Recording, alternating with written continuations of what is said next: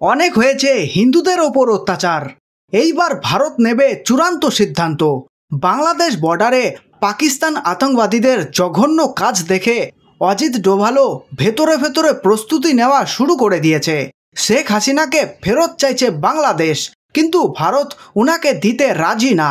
তাহলে কি শেখ হাসিনা ভারতে আসার পর আবার একবার 1971-এর মতো পরিস্থিতি তৈরি হতে চলেছে? বাংলাদেশ বর্ডারের অবস্থা দেখে মনে হচ্ছে যে কোনো সময় যুদ্ধর পরিস্থিতি তৈরি হতে পারে।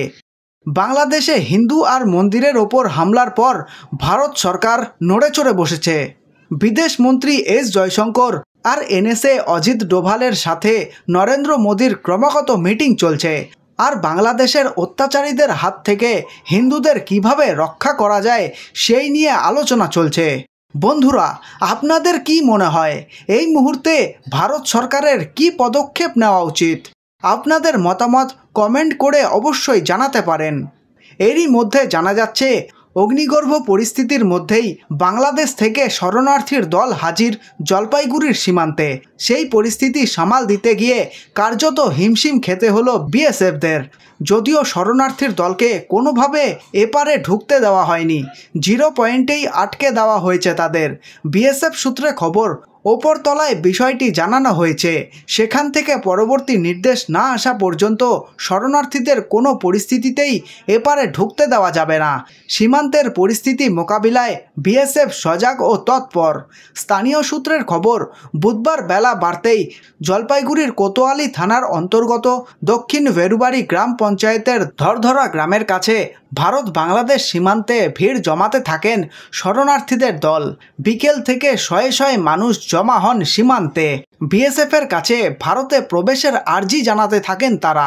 হলদিবাড়ি ছিটমহলের বাসিন্দা জয়প্রকাশ রায় বলেন, মহিলারা আর্তনাদ করছেন, বাঁচান বাঁচান বলে চিৎকার করছেন, একটু আশ্রয় চাইছেন।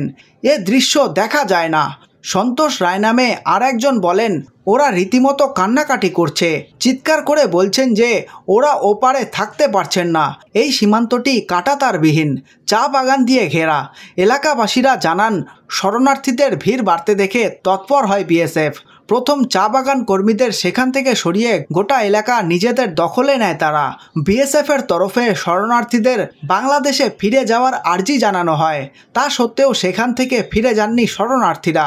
বিকেল গড়িয়ে সন্ধ্যা নামলে কয়েকজনকে সীমান্ত ছেড়ে চলে যেতে দেখা যায়, কিন্তু রাত 9টা পর্যন্ত সেখানে অনেকেই দাঁড়িয়ে রয়েছেন বলে খবর স্থানীয় সূত্রে।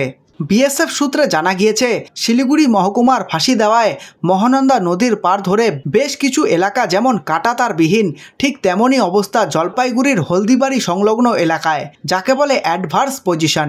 বিএসএফের তৎপরতা সেখানে সবসময় বেশি। বুধবার শরণার্থীদের ভিড় দেখে সেখানে আরও বাহিনী নিয়ে আসা হয়।